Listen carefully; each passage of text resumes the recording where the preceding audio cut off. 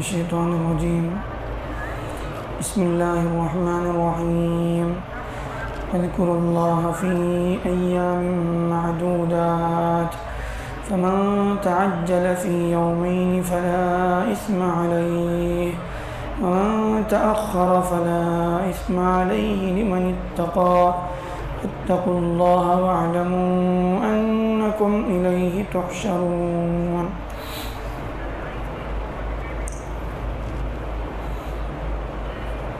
حج کے بعض مسائل کا تذکرہ چل رہا تھا۔ حج میں حاجی سب سے پہلے مینا میں جمع ہوتے ہیں، پھر وہاں سے عرفات 9 ذی الحجہ کو جاتے ہیں، پھر وہاں غروب آفتاب کے بعد وہاں سے مزدلفہ جاتے ہیں، پھر مزدلفہ میں پوری رات گزارتے ہیں، مغرب عشاء کی نماز وہاں جمع کر کے عشاء کے ساتھ پڑھتے ہیں، ذکر دعا یہ ہر وقت جو ہے بہرحال ہوتا ہی رہتا ہے۔ اس کے علاوہ جو ہے پھر وہاں مزدلفہ سے صبح کو جو ہے رات گزارنے کے بعد مینا کی طرف جاتے ہیں، اور مینا میں رمی جمرات کا عمل ہوتا ہے، یعنی شیطان کو کنکری مارنا جس کو کہتے ہیں،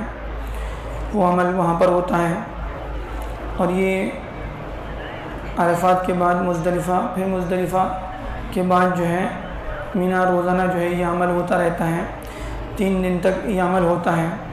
یوم النحر کے بعد، یوم النحر یعنی عید کا دن جو ہے وہ قربانی کا دن، اس کو یوم النحر کہتے ہیں۔ اس کے بعد کے جو دن ہوتے ہیں اس کو ایام تشریق کہتے ہیں، یعنی 2 دن یا پھر 3 دن تک جو ہے یہ عمل ہوتا ہے رمی جمرات کا۔ حاجی جو ہے شیطان کو کنکریاں مارتے ہیں، 21 کنکریاں مارتے ہیں، 7 کنکریاں جو ہیں ہر جمرے پر، یعنی وہ جو عمارت بنی ہوئی ہے اس کو جو ہے مارتے ہیں۔ اور پھر ہر نماز کے بعد تکبیرات پڑھی جاتی ہیں، اللہ کا ذکر کیا جاتا ہے، دعاؤں کا خاص اہتمام کیا جاتا ہے۔ تو اسی کی طرف جو ہے اس آیت میں اشارہ ہے، اذکروا اللہ فی ایام معدودات، یہ کچھ گنے چنے دن ہیں، اس میں اللہ کا ذکر کرو۔ اور پھر فمن تعجل فی یومین فلا اثم علیہ، جو 2 دن میں یعنی رمی کر کے جو ہے 2 دن میں جانا چاہیں، واپس نکلنا چاہیں، اپنے گھر چلا جائیں تو کوئی حرج نہیں ہے۔ فمن تعجل فی یومین فلا اثم علیہ ومن تأخر فلا اثم علیہ، اور جو 2 دن سے زیادہ 3 دن تک رہتا ہے یا 4 دن تک رہتا ہے تب بھی جو ہے اس کے لیے کوئی حرج نہیں ہے۔ مطلب 2 دن رہ کر جو ہے آدمی نکلنا چاہے تو 2 دن رہ کر نکل بھی سکتا ہے، یا 3 دن پورے کر کے نکل بھی سکتا ہے۔ اگر 2 دن مانا جائے تو یہ مطلب ہوگا کہ ایک دن جو ہے یوم النحر کا دن، اس کے علاوہ 2 دن ایام تشریق کے، یا یہ کہ جو ہے تیسرا دن 3 دن کا مطلب یوم النحر کے بعد 3 دن ایام تشریق کے۔ تو اس طرح سے جو ہے 2 دن رہ کر بھی نکل سکتا ہے، یا پھر 2 دن رہ کر 3 دن کے بعد بھی نکل سکتا ہے، تو دونوں میں کوئی حرج نہیں ہے، نکلنا چاہے تو نکلے، یا پھر جو ہے 3 دن پورے کر کے وہاں سے جو ہے نکلے۔ یا پھر یہ مطلب بھی ہو سکتا ہے کہ یعنی یوم النحر کا دن، اس کے بعد ایام تشریق کا 1 دن، اس کے بعد بھی جو ہے حاجی وہاں سے جو ہے جلدی بھی نکل سکتا ہے، تاخیر بھی کر سکتے ہیں، تو اس میں کوئی حرج نہیں ہے، گنجائش دونوں کی ہے۔ ومن تأخر فلا اثم علیہ، دونوں میں کسی کو جو ہے کوئی روک ٹوک نہیں ہے۔ البتہ جو ہے لمن اتقى، البتہ اصل چیز جو ہے وہ 2 دن یا 3 دن یا 4 دن کا مسئلہ نہیں ہے، مسئلہ یہ ہے کہ اللہ کے تقوی کے ساتھ، اللہ کے خوف کے ساتھ یعنی کیا عمل ہو رہا ہے، عمل کیسے ہو رہا ہے، عمل جو کچھ ہو رہا ہے، ذکر ہو رہا ہے، اللہ سے دعائیں ہو رہی ہیں، اور رمی جمرات کا عمل ہو رہا ہے، جتنے بھی احکامات، جتنے بھی اعمال جو ہے حاجی پورے کر رہے ہیں وہ کس طرح سے کر رہے ہیں، اس کے اندر تقوی کتنا پیدا ہو رہا ہے، اللہ کا خوف، اللہ کی محبت، اللہ کا جو ہے اللہ سے بندہ کتنا قریب ہو رہا ہے، یہ اصل چیز جو ہے وہ جس کی طرف نظر ہونی چاہیے۔ اس لیے فرمایا لمن اتقى،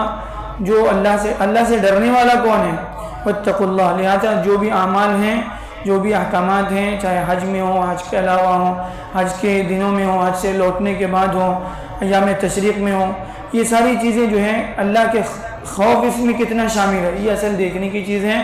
واتقوا اللہ، لہذا اللہ سے ڈرتے رہو، حج میں بھی، حج کے ایام کے علاوہ بھی، اس لیے حدیث میں آتا ہے اتق اللہ حیثما کنت، جہاں بھی رہو اللہ کے خوف کے ساتھ رہو۔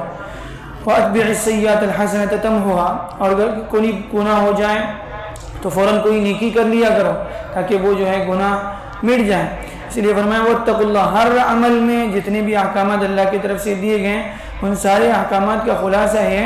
کہ اس کے ذریعے سے بندہ اللہ سے قریب کتنا ہو رہا ہے، اللہ کا خوف اس کے دل میں کتنا بڑھ رہا ہے، اللہ کی معرفت اسے کتنی حاصل ہو رہی ہے، اللہ کی محبت کتنی، اللہ کی محبت میں کتنا اضافہ ہو رہا ہے، یہ اصل جو ہے وہ اس کی طرف نظر ہونی چاہیے۔